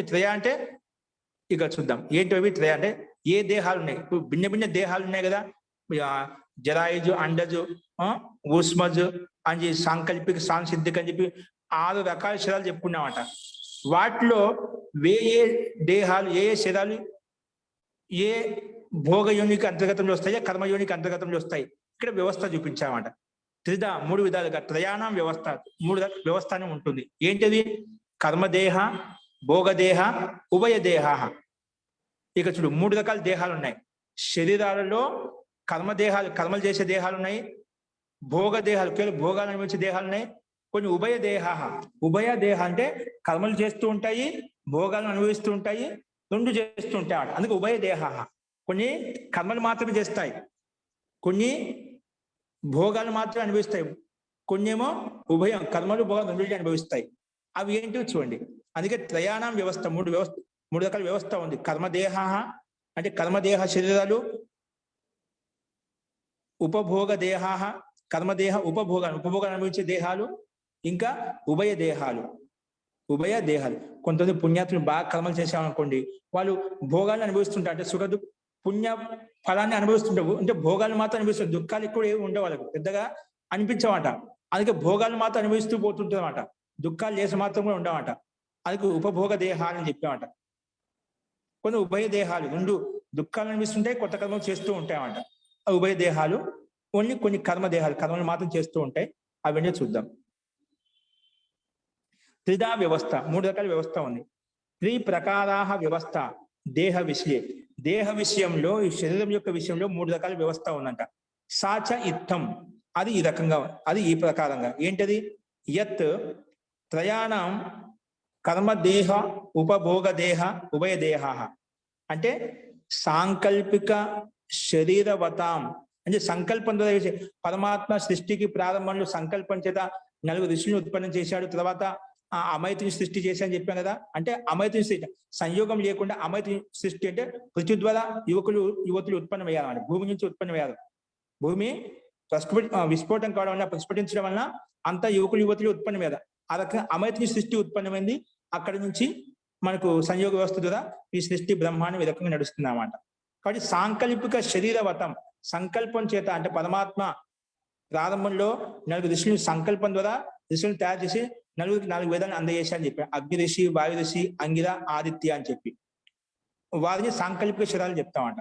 సాంకల్పిక శరీరవతం వేద ప్రకాశక, అంటే వేద ప్రకాశాన్ని అందజేయడం కోసము, వేద ప్రకాశక మహర్షి ఎవరు? అజ్ఞాదీనాం కర్మదేహ. వీరికి కర్మలు చేయడం కోసం వచ్చామట, కర్మలు చెప్పడం కోసమే. వాళ్ళు ఏం చేసే, కర్మలు చేసి పెట్టామట. 4 అగ్ని ఋషి ఋగ్వేదాన్ని, వాయు ఋషి యజుర్వేదాన్ని, అథర్వది అంగిర ఋషి అగ్నివాయు, ఆదిత్య ఋషి సామవేదాన్ని, అంగిర ఋషి అథర్వేదాన్ని. వీళ్ళు ఆ సాంకల్పిక శరీరం ద్వారా ఉత్పత్తి చేయబడిన తర్వాత ఆ పరమాత్మ ఈ 4 ఋషులకు 4 వేదాన్ని ఇచ్చేసి ఇలా చేయాలి, ఈ విధంగా చేయాలి కర్మలు చెప్పి వెళ్ళామట. ఇవి కర్మదేహాలు, భోగాలు అనిపించడం కోసం రాలేదు, కర్మలు చేయడం కోసం వచ్చాయి. కర్మలు చెప్పి ఇలా ఇలా కర్మలు చేయాలి, కర్మ విధానం చెప్పి వెళ్ళిపోయాడు. ఈ నలుగురు ఋషులు ఏదైతే ఉన్నారో మన కర్మ విధానం గురించి చెప్పబడి వారు వెళ్ళిపోయారు అనమాట. అందుకే ఈ సాంకల్పిక శరంతో ఉత్పన్నమైన వాళ్ళు ఏం చేశారు, వారి వేద ప్రకాశం కోసము, ఏదంటే వేద ప్రకాశక అంటే వేదాన్ని ప్రకాశింపజేయడం కోసం మహర్షినాం అంటే మహర్షులను, ఎవరు అజ్ఞాది మహర్షి నలుగురు ఋషులను కర్మదేహ వీడికి కర్మదేహ శరాన్ని ఉత్పన్నం చేసి కర్మ విధానం చెప్పి పరమాత్మ ఆ రకంగా అవకాశం కల్పించారన్నమాట. నహి తే భోగాయ ప్రాదుర్భూత, వాళ్ళు భోగాలను అనిపించడం కోసం ప్రాదుర్భూతం కాలేదంట. ఈ దేవతలు ఐశ్వర్యవంతులు ఎవరైతే ఉన్నారో ప్రారంభంలో ఉండేవాళ్ళు నా భోగాయ ప్రాదుర్భూత, భోగాలు అంటే పుణ్యం చేసిన కర్మలకు సుఖాన్ని అనుభవించడం కోసం, భోగాన్ని అనుభవించడం లేదా పాపం చేసిన కర్మలకు దుఃఖాన్ని అనుభవించడం కోసం ఉత్పన్నం కాలేదు, కేవలం కర్మ విధానం చెప్పడం కోసమే ఈ నలుగురు ఋషులు ప్రారంభం బ్రహ్మ విష్ణు అనుకుంటే కర్మ చెప్పడం కోసం ఉత్పన్నమైన, భోగాలను అనుభవించడం కోసం కాదు. అందుకే ఇక్కడ నాటితే భోగాయ ప్రాదుర్భూత ఉత్పన్నం చేసే భోగాలను అనుభవించడం కోసం ఉత్పన్నం కాలేదు. కింటు వేద ప్రకాశనం హి తేషాం కర్మ, వేదాలను ప్రకాశింపడం కోసం, జ్ఞానాన్ని అందజేయడం కోసమే వారి యొక్క ప్రాదుర్భూతం ఈ భూమి మీద జరిగింది. వేద ప్రకాశనం, వేదాన్ని ప్రకాశింపజేయడం కోసమే తేషాం కర్మ, వారి యొక్క కర్మ ఇక్కడ జరిగింది. కాబట్టి తస్మాత్ తే కర్మ దేహ, కాబట్టి ప్రారంభంలో ఉండే దేవతలు ఎవరైతే ఉన్నారో వాళ్ళు ఋషులు, ముఖ్యంగా ఇక్కడ మిగతా దేవతల గురించి ఏమీ లేదు, ఋషులకు మాత్రం సంకేతించబడింది. ఎవరు, అగ్ని ఋషి, వాయు ఋషి, ఆదిత్య, అంగిర, ఈ నలుగురు ఋషులు కర్మదేహం కలిగిన వాళ్ళు. అంటే వాళ్ళు పుణ్యకర్మలు అనుభవించడం కానీ పాపకర్మలు అనుభవించడం కోసం రాలేదు, కర్మ విధానం చెప్పడం కోసం వచ్చారు. అంటే కర్మదేహాలు అని చెప్పి చెప్పుకుంటాం. ఇంకా అటువంటి కర్మదేహాలు చాలా ఉంటాయి. మనం ప్రారంభంలో బ్రహ్మ విష్ణు మహేష్ శంకర్ వీళ్ళంతా తీసుకోవచ్చు. అస్తు. నెక్స్ట్ ఇది కర్మదేహాలు ఈ రకంగా ఉంటే చెప్పాం. మనుష్యేతరానాం పశు పక్ష్యాదీనాం ప్రాణినాం ఉద్బీజానాం వృక్షాదీనాం చ ఉపభోగ దేహా, ఇవన్నీ ఉపభోగాలు అంట. మనుషులు కూడా ఉపభోగాలు అనుభవిస్తున్నాము. ఇంకా మనుష్యేతర ప్రాణులు ఏమున్నాయి, పశు పక్షి పక్ష్యాదీనం, పశు పక్షి క్రిమి కీటకాలు, ఇవన్నీ ఉపభోగ దేహాలు, ఉపభోగాలు అనుభవిస్తున్నాం. అంటే మనం చేసిన పుణ్యకర్మలకు అనుభవిస్తున్నాము, సుఖాన్ని అనుభవిస్తున్నాం, మనం చేసిన ఆ పాపకర్మలు కూడా దుఃఖాన్ని కూడా అనుభవిస్తున్నాం అంట. అందుకే ఈ మనుషులు మనుష్యేతర అంటే పశు పక్షులు క్రిమి కీటకాలు ఇవన్నీ కూడా, చెట్లు స్థావర జంగమాలు ఇవన్నీ కూడా ఏంటి ఉపభోగ దేహాలు, ఇవన్నీ కూడా ఏంటి ఉపభోగ దేహాల కింద వస్తాయన్నమాట. అది చెప్పే పశు పక్ష్యాదీనాం ప్రాణినాం ఉద్బీజానం, ఉద్బీజం అంటే మనం భూమిలో వేసిన విత్తనం కూడా మొలకెత్తాడా, అవి కూడా ఉపభోగ దేహాలే, అవి చేసిన కర్మలకు ఉపభోగాలు అనుభవిస్తున్నాయి అన్నమాట. ఉద్బీజానం వృక్షాదీనం, వృక్షాలు ఏవైతే ఉన్నాయి ఇంకా వృక్షాదీనం ఉపభోగ దేహాహ, ఇవన్నీ ఉపభోగ దేహాలంట. తేషాంచ కర్మాచరణ సంభవాత్, ఇవన్నీ కర్మ చేస్తున్నాయి. విత్తనం వేసినా కంటే మొలకెత్తున్నాయి, కర్మ చేస్తుంది కదా. అవి కర్మ చేయకుండా ఆ మొలక పైకి వచ్చేది కాదు. అలాగే మనుషులు పశువులు పక్షులు నిరంతరంగా ఏదో కర్మ చేస్తున్నారు. ఇప్పుడు చెప్పినాం పురువన్యేవేహ కర్మాని జిజీవిషే శతం సమాహ, ఏ జీవాత్మైన కూడా కర్మలు చేయకుండా ఖాళీగా ఉండి ఏదో కర్మ చేస్తూనే ఉంటున్నామట. అలాగే ఇప్పుడు మనుషులు పశు పక్షులు క్రిమి కీటకాలు వృక్షాలు వనస్పతులు ఇవన్నీ కూడా కర్మ చేస్తూనే ఉన్నాయి. ఏదో ఒకటి కర్మ చేస్తున్నాయి కాబట్టి పరస్పరం ఆదాన ప్రధాన క్రియ జరుగుతూనే ఉన్నామట. ఇవన్నీ ఉపభోగ దేహాలు. ఏంటి, ఇవన్నీ ఉపభోగాలు అనుభవిస్తున్నాయట, రెండు చేస్తున్నాయట, ఉపభోగ దేహాలు. కాబట్టి వృక్షాది అంటే ఉపభోగ దేహ తేషాం కర్మాచరణ సంభవాలు. ఎందుకంటే వీటి కర్మాచరణ సంభవం కాబట్టి, ఇవన్నీ కూడా కర్మలు చేస్తున్నాయి కాబట్టి సంభవం కాబట్టి ఉపభోగ దేహ అని చెప్పి చెప్పుకున్నాం. అలాగే విధి నిషేధ దృష్ట్యా, విధి నిషేధ దృష్టి ప్రకారంగా కర్మభోగ దేహాహ తే కర్మభోగ దేహాహ తే కర్మాపి కుర్వంతి భోగాంచ అనుతిష్టంతి. తస్మాత్ మనుష్యాః కర్మ ఉపభోగ దేహాః. కానీ మనుష్యాన ఉభయ దేహః. ఇక్కడ ఏం చెప్పామండి, విధి నిషేధ దృష్ట్యా, విధి అవదు అంటే విధానము, నిషేధం అంటే ఇది విధి చేయాలి, ఇది నిషేధం చేయాలి అంటే విధి విధానం కూడా చెప్పింది. ఈ కర్మలు చేయాలి అని విధి చెప్పబడింది, ఈ కర్మలు చేయకూడదని చెప్పి నిషేధం కూడా చెప్పింది. అంటే వేదము మనకు శాస్త్రము ఏ కర్మలు చేయాలి ఏ కర్మలు చేయకూడదు అంటే విధి నిషేధం చెప్పబడింది. ఇవి ఇలా ఇలా చేస్తే ధార్మిక అనుష్ఠానము, ఈ కర్మలు చేయాలి, ఇది అధర్మిక అనుష్ఠానం, అధర్మిక ఇవి చేయకూడదు. అట్లా విధి నిషేధం గురించి మనకి వేదం చెప్పబడింది అన్నమాట. విధి నిషేధ దృష్ట్యా పుణ్య పాప కర్మానుష్ఠానా సంభవాత్. విధి విధానం ప్రకారంగా నిషేధం ప్రకారంగా పాప పుణ్య కర్మ అనుష్ఠానం మనకు సంభవం అన్నమాట. పాప పుణ్య పాప కర్మ అనుష్ఠాన అసంభవాత్ తే తు ఉపభోగ దేహ. అంటే విధి నిషేధం ప్రకారం చెప్పబడింది. ఆ విధి నిషేధం ప్రకారం ఎప్పుడు ఏ కర్మలు చేయాలో ఆ కర్మలు చేస్తున్నాం అంటే అది పుణ్యకర్మాన్ని ఇస్తాయి, పాప కర్మలు ఇస్తాయి. కాబట్టి అవే పుణ్య పాప కర్మానుష్ఠాన అసంభవ అంటే తేతు ఉపభోగ దేహ అంటే ఉపభోగాలను అనుభవిస్తున్నాయి అన్నమాట. అంటే రెండు రకాలుగా మనం చేసే కర్మను బట్టి పుణ్యం చేయొచ్చు, పాపం చేయొచ్చు అని. ఇది ఇట్లాగే చేయాలని ఏం చేద్దామంట. విధి నిషేధం ప్రకారంగా విధికి విపరీతం చేసామనుకోండి, ఆ కర్మలు కూడా రెండు రకాలుగా పాప పుణ్య కర్మాన్ని అనుభవిస్తాం. కాబట్టి ఉపభోగ దేహ అని చెప్పి ఇక్కడ చెప్పుకున్నామట. అందుకే వీటి కర్మాచరణ అనేది సంభవం ఉంది కాబట్టి రెండు కర్మలు చేయడానికి అవకాశం ఉంది. అందుకే ఉపభోగ దేహ అని చెప్పి చెప్పుకున్నాము. కానీ మనుష్యానం ఉభయ దేహ, కానీ మనుషులు మాత్రం ఉభయ దేహ. వాడికి కర్మ భోగం ఉంది, అలాగే ఉభయ దేహం అన్నమాట. అంటే భోగాలు కూడా అనుభవిస్తున్నాయి, కొత్త కర్మలు చేయడానికి కూడా అవకాశం ఉందన్నమాట. భోగయోని కాదు, కర్మయోని అంటే కొత్త కర్మలు చేయడానికి కూడా అవకాశం ఉంది. అందుకే మనుష్యానం ఉభయ దేహం ఉంటుంది. అంటే కర్మ భోగ దేహ తే కర్మాపి కుర్వంతి. కర్మ భోగ దేహ అంటే కర్మాపి కుర్వంతి, కర్మలు చేస్తాయి, భోగాంచ అనుతిష్టంతి, ఇంకా భోగాన్ని కూడా అనుభవిస్తాయి. కాబట్టి తస్మాత్ మనుష్యాహ కర్మ ఉపభోగ దేహ, కర్మకు చేస్తాయి, ఉపభోగాలను అనుభవిస్తాయి. రెండు కర్మలు చేయడానికి అవకాశం ఉంది.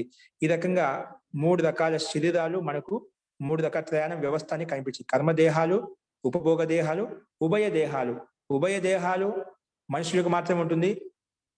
ఉపభోగ దేహం అనేది అన్నిటికీ ఉంటుంది. మనుషుల నుంచి మొదలుకొని పశు పక్షి క్రిమి కీట వృక్ష వనస్పతుల వరకు అన్నిటికీ ఉపభోగ దేహాలు. అదే కర్మదేహాలు మాత్రము కేవలం ఋషులకు మాత్రమే, ప్రారంభంలో ఉన్న ఋషులకు మాత్రం కేవలం కర్మలు చేయడం కోసం వచ్చేదో, వాళ్ళు ఉపభోగాలు అనుభవించడం కోసం కానీ పాపాలు అనుభవించడం కోసం రాలేదు. వాళ్ళు ఉత్తమ వ్యక్తులు, పుణ్యకర్మశీలు. కాబట్టి ఈ మూడు రకాల శరీరాలు మనకు కనిపిస్తున్నాయి. ఏవి? కర్మదేహము, ఉపభోగ దేహము, ఉభయ దేహం అని ఒక అవకాశం మనుషులకు మాత్రం ఇవ్వబడింది. అందుకే ఇవి పశు పక్షులు క్రిమి కీటకాలు వనస్పతులు ఏవైతే ఉన్నాయో, వృక్షాది వనస్పతులు, వీళ్ళంతా కూడా కర్మలు అయిపోయిన తర్వాత మళ్ళీ మనుష్య శరీరంలోకి వచ్చే ముక్తిని కానీ మోక్షం కానీ పొందగలుగుతాయండి. వాడికి అవకాశం లేదు. కానీ మనుషులకు ఇప్పుడు ఒక అవకాశం ఉంది. పాపాలు అనుభవిస్తూ కొత్త కర్మలు పుణ్యకర్మలు చేసుకుంటూ మంచి కర్మలు చేసుకుంటూ ముక్తిని పొందేటువంటి అవకాశం మనుష్య శరీరం ఉంది. అందుకే మనుష్య శరీరం అత్యంత దుర్లభమైనది. ఎంతో పుణ్యం చేసుకుంటే, ఎంతో మంచి కర్మలు చేసింటే మనకి అవకాశం, ఈ అదృష్టం దొరికిందనమాట. అందులో కూడా ఇటువంటి విద్య నేర్చుకుంటూ మనం ఇంకా ఎంతో పుణ్యశీలం కాబట్టి ఇలాంటి అవకాశం కనిపిస్తుంది అన్నమాట. కాబట్టి ఈ మానవ శరీరం ఎంతో దుర్లభమైంది, ఎంతో పుణ్యం చేసుకుంటూ వచ్చింది అన్నమాట. కాబట్టి ఈ పుణ్యంతో వచ్చిన శరీరాన్ని మనకు ముక్తిని పొందడం కోసం కూడా అవకాశం ఉంది. కానీ మిగిలిన పశు పక్షి క్రిమి కీటకాలన్నిటికీ కేవలం భోగాలు మాత్రం అనుభవించాలి, ఉపభోగాలను పొందడం కోసం వచ్చాయన్నమాట. అవి కొత్త కర్మలు చేయడానికి ఏ అవకాశం లేదు. ఆ కర్మలను నశింపజేసిన తర్వాత, శిక్షణ అనుభవించిన తర్వాత మళ్ళీ పరమాత్మ సామాన్య జన్మ, మనుష్య జన్మ ఇస్తాడు. ఆ జన్మలో మళ్ళీ కర్మలు చేసుకుంటూ, పుణ్యకర్మలు చేసుకుంటూ నువ్వు ఆ పుణ్యకర్మాశం ఎక్కువయ్యే కొద్దీ విద్య జ్ఞానం పొందుకుంటూ గురు సాన్నిధ్యం చేత మళ్ళీ ముక్తిని పొందడానికి అవకాశం ఉంది. కాబట్టి ఈ రకంగా మూడు రకాల దేహాలు ఉంటాయని చెప్పి మనకి స్పష్టంగా అర్థమవుతుంది. కాబట్టి భోగదేహాలు, కర్మదేహాలు, అలాగే ఉభయ దేహాలకు అవకాశం. కర్మదేహంలో ఉపభోగ దేహంలో కూడా మనుషులు వస్తారు. కాబట్టి వాటితో ఉభయ దేహం అంటే రెండు కర్మలు చేయడానికి కూడా అవకాశం పరమాత్మ కల్పించాడు మనుషులకు. అందుకే పుణ్యశాలి ప్రాణి మనుషులు అని చెప్పి చెప్పుకుంటామంట. అస్తు అంటే అన్ని ప్రాణులు పోలిస్తేనా. అస్తు ఈ రకంగా మనము శరీరాల్లో మూడు రకాల దేహ విషయంలో మూడు రకాల వ్యవస్థ అనేది చూసాము. అది కర్మదేహము, ఉపభోగ దేహము, ఉభయ దేహాలు అని చెప్పి చూసాము.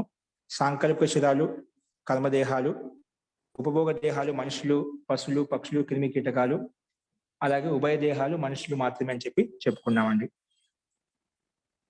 అస్తు ఇందులో ఎదుకైనా సందేహం చెప్పండి.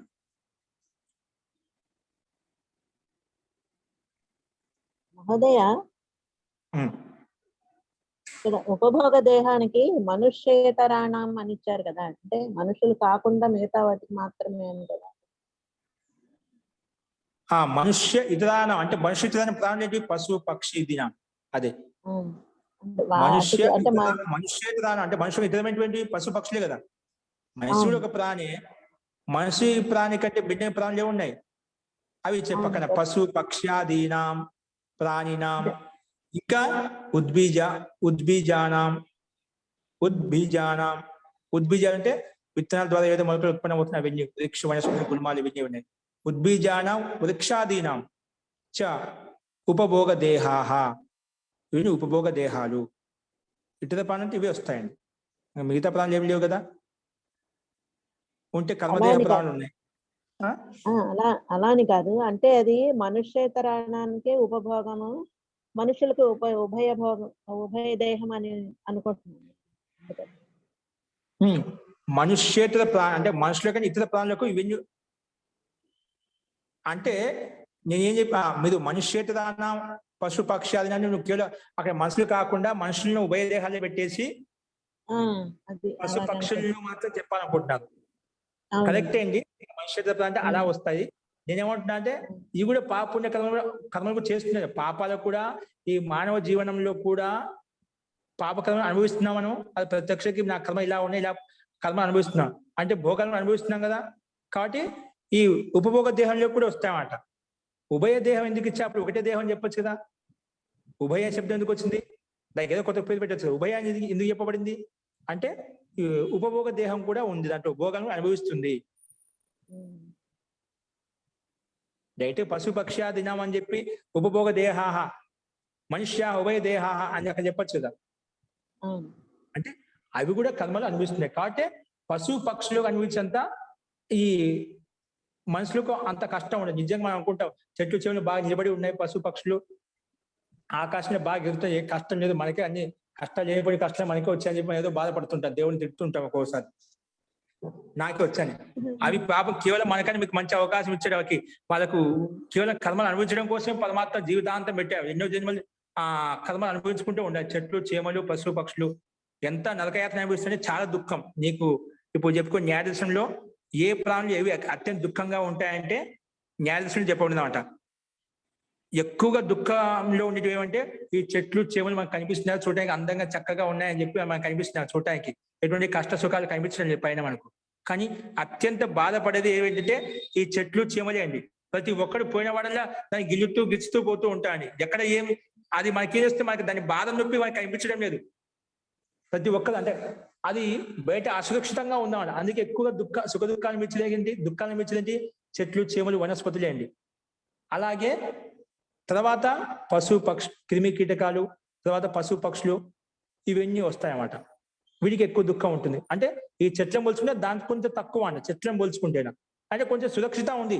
కనీసమైన ప్రాణికి కష్టం, ఏదో అన్య ప్రాణికి కష్టం కలిగిస్తుంటే ఇవి తప్పుకోవడానికి అవకాశం ఒక స్వాభావిక బుద్ధి ఇచ్చాడనమాట.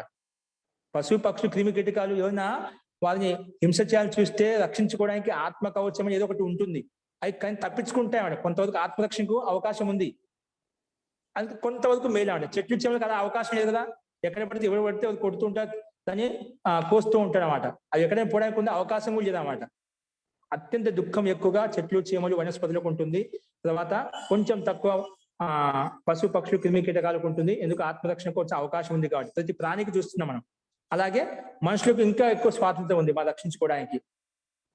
అంటే అత్యంత తక్కువ దుఃఖం ఎదుకుందంటే మనకే మనుషులకే ఉందండి. మిగతా అన్ని ప్రాణులకు ఎక్కువ దుఃఖాలు పాపాలు చేసాయి కాబట్టి ఆ రకమైన శరీరం పరమాత్మ ఇచ్చాడు. ఎక్కువ దుఃఖపడుతున్నాయి, బాధపడుతున్నాయి.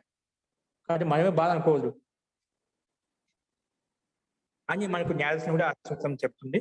సో ఇక్కడ మనకు స్పష్టంగా కనిపిస్తుంది. మనకు ఎక్కువ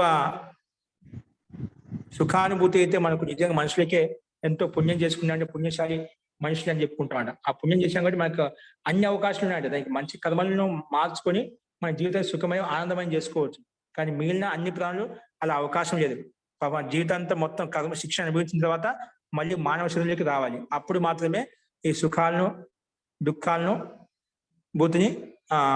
దుఃఖాన్ని తొలగించుకుంటూ సుఖానుభూతిని పొందడానికి అవకాశం కలుగుతున్నాడు. అవి ఏం చేయాలన్నా పరాధీనంగా ఉండే పశు పక్షులు ఏంటండి, ఏం తినాలన్నా తాగాలన్నా చేయాలన్నా వాళ్ళ వశం లేదు, వాళ్ళ అధికారం లేదు, అన్ని పరాధీనంగా ఉన్నాయి. కానీ మనుషులకు అలా లేదు కదా, స్వాతంత్ర పరమాత్మ ఇచ్చాడనమాట. అందుకే స్వాతంత్రం ప్రత్యేకం మనుషులకు మాత్రమే ఉంది అని ఇక్కడ మనకు 3 రకాల శరీరాలు మనకు కనిపించాయి. ఇంకా ఒక శరీరం ఒకటి ఉంది, అనుషాయి శరీరం అన్నమాట. ఇక్కడ కర్మలో భోగాలు లిప్తం కాదు, అది ఏంటో మనం రేపు చూద్దామని. కింటూ నా కించిత్ అపి అనుషాయిన, అనుషాయి ఆత్మలు కొన్ని ఉన్నాయన్నమాట. అనుషాయి ఆత్మలు సంస్కారం యుక్తమైనవి. అవి ఎలా ఉంటాయి, ఏ విధంగా అనేది కొన్ని అవి 126 సూత్రంలో చెప్పండి, అది చూద్దామండి. అస్తు. ఇంకేమన్నా దీంట్లో ఏమైనా ప్రశ్న ఉంటే చెప్పండి. గురువు గారు నమస్కారం అండి. జీ అయ్యా, మరి ఇప్పుడు చెప్పిన పాఠంలో నాకు అర్థమైన విషయం, మనుషులు చేసిన పాపాల వల్ల వాళ్ళు కొన్ని చెట్లు గాను కొంతమంది క్రిమికీటకాలు గాను పుడతారండి, అంతేనండి? అవునండి. మనం చేసిన పాప పైన కూడా వచ్చింది మనకు ప్రారంభంలో. చేసిన యథాకర్మ యథాశ్రుతం. కర్మ మనం చేసిన కర్మ అంటే పశువు పక్షులు క్రిమి కీటకాలు ఇవన్నీ మనం పుడతాం. కుక్కలు పిల్లులు నక్కలు ఎన్ని అయితే మనకు ప్రాణులు కనిపిస్తున్నాయో అవన్నీ మనం చేసిన కర్మలే అండి. వాళ్ళు కూడా మనుషులే, మనలో జీవాత్మ ఆ జీవాత్మ తేడా ఏం లేదు. చీమలైనా ఏనుగులైనా మనులైనా ఆత్మ అనుస్వరూపమైన అను పరిమాణం కలిగిందన్నమాట. ఆత్మ యొక్క స్వరూపం అంతే. శరీరంలో చేసిన కర్మ బట్టి శరీరం స్థూలంగా సూక్ష్మంగా మధ్య రకంగా ఇచ్చాడు పరమాత్మ. అయితే వాటికి మన చెట్టుకున్న సంస్కారం, ఇప్పుడు ఒక మనిషి చేసిన పాపం వల్ల చెట్టుగా పుట్టాడు అనుకోండి శాపవశాత్తు, మరి ఆ సంస్కారం వేరుగా ఉంటుంది కదండి? ఆ సంస్కారం అలాగే ఉంటుంది, స్థిరంగా ఉంటుంది. కొత్త సంస్కారం ఉండేది. ఆ సంస్కారం ఉంది కేవలం ఆత్మ ఎల్లప్పుడు పదోపకారం చేయడం కోసమే, ఇంకా అంతకని ఏం చేయలేదు అన్నమాట. ఆ సంస్కారం ఎల్లప్పుడూ పదోపకారం చేయడం కోసం నిలబెట్టేసాడు అన్నమాట. పరోపకార ఇదం శరీరం వృక్షాహ నద్యా, ఇవన్నీ పరోపకారం కోసం ఏ విధంగా వహిస్తున్నాయో అలాగా వారి సంస్కారం అంటే ఏం లేదు. సంస్కారం అంటే కేవలము ఆ విత్తనం వేసినప్పుడు ఆ విత్తనం మొలకెత్తి చెట్లు చేమల రూపంలో, నీడ రూపంలో, పండ్ల పుష్ప రూపంలో ఆ కర్మలు మాత్రం చేస్తుంటాయి. ఆ సంస్కారం విధిగా ఉంటుంది. మనుష్య సంస్కారం భిన్నంగా ఉంటుంది. పశు పక్షులు ఉన్న సంస్కారం భిన్నంగా ఉంటుంది. అక్కడ కేవలం పరోపకారం చేయడం కోసం ఎంతైతే సంస్కారం అవసరం అదే సంస్కారం ఉంటుంది, అదే కర్మలు చేస్తూ ఉంటుంది. అర్థమైందండి. అంటే వీడు మనిషిగా ఉన్నప్పుడు కొంతమందిని బాధ పెట్టి ఉండొచ్చండి బహుశా? ఖచ్చితంగా అండి. శరీరంతో చాలా బాధ పెట్టాడు, శరీరాన్ని మార్చేసాడు పరమాత్మ. ఎక్కువ శారీరక కర్మలతో పాపం చేశాడు, మొత్తం శరీరం మార్చేసాడు. కొంతమంది భూమి మీద మనుషుల రూపంలో ఉన్నాడు. మనుషులు ఉండే వాళ్ళకి అందరికి పూర్తి శరీరం మార్చదే. ఒక కళ్ళు తీసేసే జన్మతో, కొందరికి కంటితో గుడ్డి వాళ్ళుగా ఉన్నారు, కొంత కంటితో అవటి వాళ్ళుగా పుట్టుతున్నారు, కాళ్ళు లేకుండా పుడుతున్నారు, అంగ వైకల్యంతో పుడుతున్నారు, గూనిగా పుడుతున్నారు. అంటే రకరకాల మనుషులు ఉన్నాయి కదా. నిర్బలంగా పుడుతున్నారు, బుద్ధిహీనంగా పుడుతున్నారు. మనుషుల రూపంలో ఉంది, మనుషులు ఉంది, అక్కడ పాపం చేశారు. బుద్ధి వైకల్యం ఉంది, కొందరికి నిర్బలంగా, కొందరు బలంగా హృష్టపుష్టంగా ఉన్నారు, బాగా బలంగా ఉన్నారు, బుద్ధి బాగున్నాయి, శరీరం బాగుంది, అందం కూడా ఉంది. కొంతమంది అన్ని ఉన్నాయి, రూపం లేదు. రూపం కూడా ఒక మనుషులకు బాధనే కదా. ఇంత బాగా పుట్టానండి, నేను సరిగా పుట్టలేదు, వంక తింకలుగా పుట్టాను, అది కూడా కొంచెం అన్ని శరీరం ఇచ్చి ఇచ్చాడు.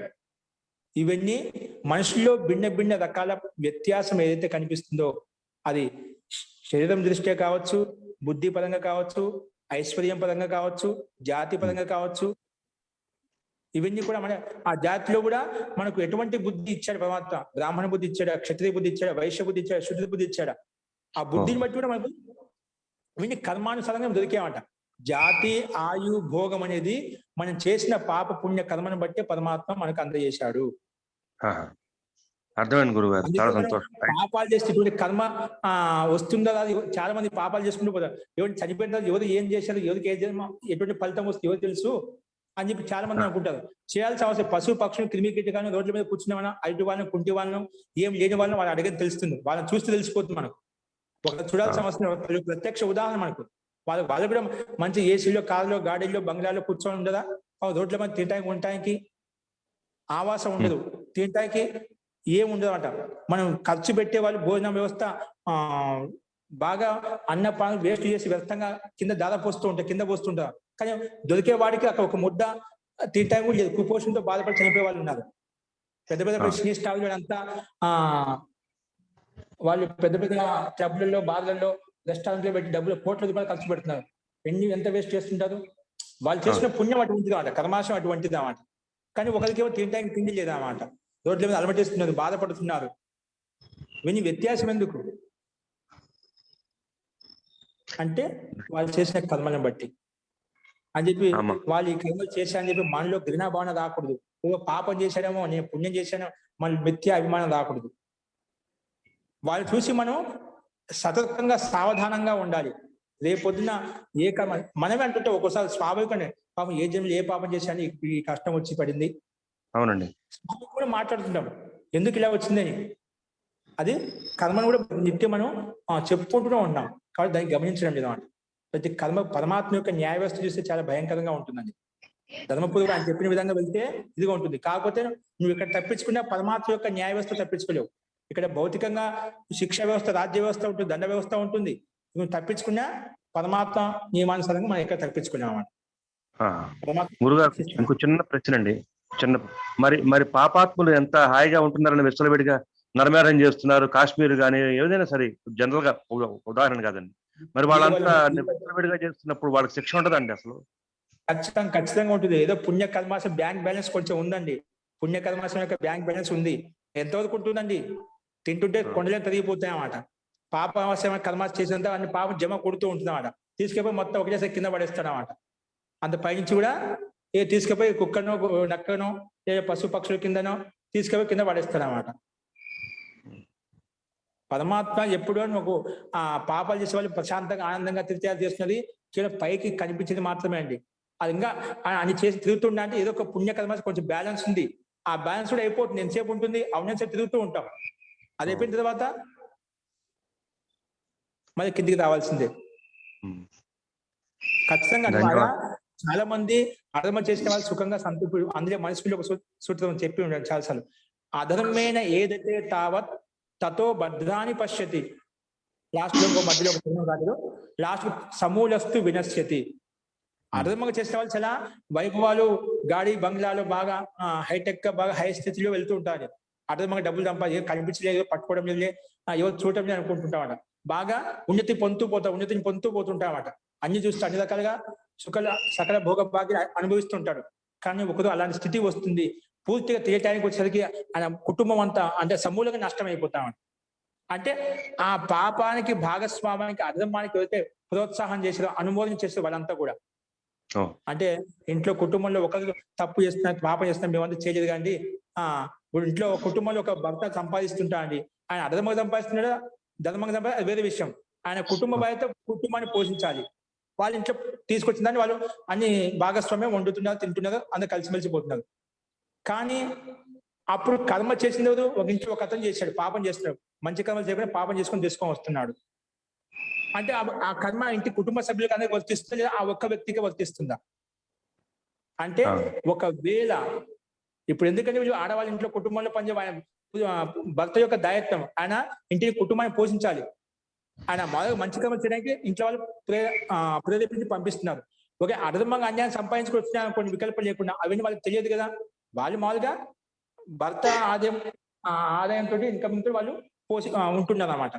కానీ ఆ భర్త చేసే పనికి ఎప్పుడైతే వీడు బాగా చేస్తున్నారని ప్రోత్సాహం చేయడం మొదలు పెట్టారో ఆ పాపాన్ని కూడా భాగస్వాములు అవుతుంది అన్నమాట. ఎప్పుడైతే భర్త చేసే పనికి ప్రోత్సాహం సరే బాగుందిగా వాళ్ళు ఎంకరేజ్ చేస్తారు, ప్రోత్సాహం చేసి వాళ్ళు అనుకూలంగా వాళ్ళకి వద్దని చెప్పకుండా తెలిసిన కూడా ఇలా పని చేయదు, మంచి పని చేసుకొని వచ్చేది, మంచి పని చేసుకున్నారని కలిసి అలా ప్రోత్సాహం చేస్తే పర్వాలేదు. ఆ నిషేధించకుండా వాళ్ళు అనుమోదన చేశారనుకోండి, వాళ్ళని ప్రేరేపించారనుకోండి, ఆ పాప భాగస్వామి వీళ్ళు భాగస్వాములు అవుతారు.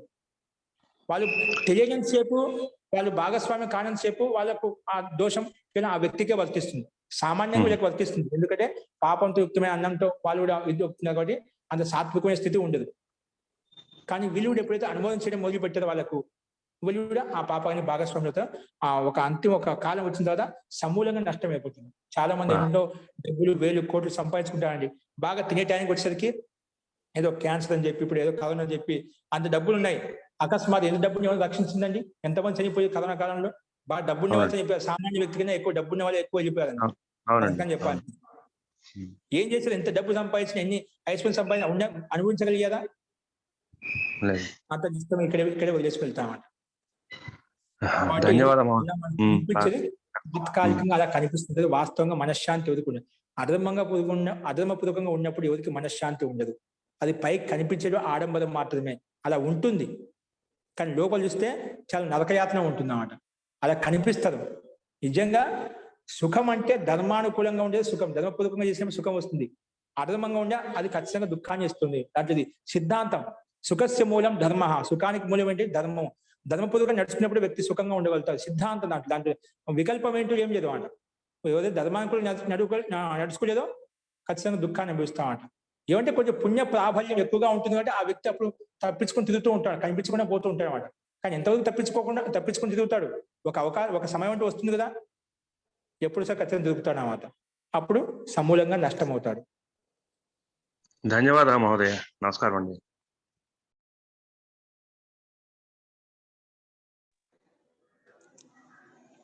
అస్తు అండి. ఓకే అండి, ఇంకేమైనా సందేహాలు ఉంటే తర్వాత చూద్దామండి. అస్తు మంత్ర పాఠ.